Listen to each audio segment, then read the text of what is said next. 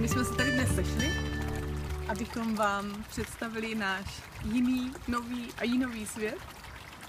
A rádi bychom vás pozvali na všechny naše aktivity, které pro vás děláme, ať už jsou živě na Varšavské 22 v Praze, nebo online, teď momentálně z tohoto krásného prostředí, a nebo na nějakých akcích, které budeme pořádat externě, ne v našem lidovém světě, ale někde venku pro více žen, ať už to bude v lese, v trávě, v nějakém krásném prostoru. Tam všude nás můžete potkat. Zažijete co holky? Zážitkovou proměnu. A proč je to vlastně zážitková proměna? Proč tomu říkáme zážitková proměna? No, protože u nás to je na bázi zážitku. U nás prostě to jde ruku v ruce. Co krok, to zážitek. Přesně tak. A pro nás ta proměna není jenom o tom, že se musíte proměnit. My totiž proto ta zážitková, protože my vám chceme dát zážitky, které vás povedou k proměně, anebo provedou proměnou. A já jsem dneska přemýšlela o tom slově holky proměna. Jakože pro mě, na. To je krásný slovo. Že to něco to pro mě. Ano. A to na je pro mě jako, že to pak dám jako na. To je takový dár. Přesně, že to je jako pro mě a na, já ti to dám potom zpátky. A prostě my to dáme vám. A my nemusíte to dávat nám, můžete to prostě potom dát jako dál. To je to, co my bychom To je taková chtěli dělat. ta záře, kterou pak Přesně máš tak. jako z té proměny. Přesně Co tak. rozdáváš dál a záříš.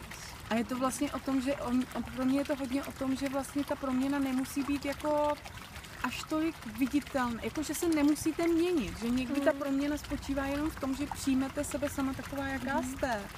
A někdy jo, někdy se proměňte, když vám něco nevyhovuje. Když žena Ale chce, tak přesně. se promění. A když žena chce trochu méně, tak stačí to jenom potrhnout, podat Přesně ruku, tak. pomoct a ona už si stejně kráčí, stejně si každá kráčí, to je už potom sama a my jenom vedle vás.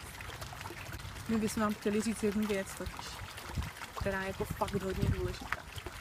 On totiž nikdo z vás, nebo respektive nikdo z nás, neví líp, co vy potřebujete, než vy sama.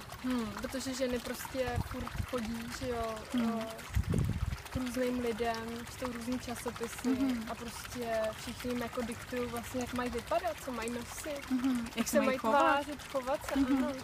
A vlastně na to okolí, co nám říká. a hlavně já jsem nedávno jako četla krásnou otázku, která mě jako jsem fakt jako donutila se nad tím zamyslet. Tam se ptali jako, kdo je vaším vzorem. Máš vzor? No, vzor úplně ne, spíš jako Já právě inspirace. taky ne. Jako vzor je takový to, že skopíruješ Přesně. a děláš kopii. Přesně. Ale my nechceme být kopie. Přesně My tak. chceme být originál. Přesně tak. A proto my vás v zážitkové proměně zveme k tomu, abyste nebyli. Stala originálem. Přesně, abyste neměli vzor, aby vaším vzorem byla, sama. přesně tak, byla jedna jediná žena a to jste vy, protože ty jsi dokonalá, taková jaká jsi. Jasně, i se svýma nedokonalostma a pokud s nima chceš něco dělat, tak dělej, my ti s tím pomůžeme. Ale pokud nechceš, tak zůstaň taková, jaká jsi. Když se ti to líbí. Co ty máš na starosti v naší krásné zážitkové proměně? Jo, já sama sebe jako nazývám jako průvodkyni proměnou a vlastně moje hlavní téma začaly, nebo přišla jsem k tomu přes vlasy a pro mě jako vlasy jsou vlastně korunou krásy. A ta koruna ale má kmen a má taky kořeny. A já bych vás chtěla skrz tu korunu přivést k vašim kořenům. Já si tak představuju toho člověka jako takový strom, který potřebuje mít všechno. Potřebuje mít korunu, která kvete, která je vidět na venek, potřebuje plodit, tam potřebuje mít jablíčka a tyhle věci. Ale potřebuje mít zdravý a silný kmen a potřebuje mít zdravý a silný kořeny. A když jedno z toho nemám, když mám silný kořeny, krásný kmen, ale nekvetu, nezářím, nemám plody, tak nejsem v plný síle, v plný kráse. A zase naopak, když mám krásné plody a uhnívají mi kořeny, tak za chviličku uhníju i já. Prostě musí tam být symbioza. Takže já skrze korunu krásy, skrze vlasy vám pomůžu dostat se k vaší podstatě, k vašim kořenům. A co, Janičko, ty, co přineseš ty ženám? Jaký je tvůj dar? Jaký je tvůj největší dar? Tak já zase, jak Hanička provází skrz vlasy, tak já zase provádím ženu skrz krásu, tak aby se vnímala krásná taková, jaká je. Pomůžu jí najít skrz líčení, možná make-up, možná styling, oblékání, doplňky a jí vnitřní krásu, tak aby se cítila sama se sebou spokojená a když se podívá do zrcadla, tak aby prostě z toho měla radost.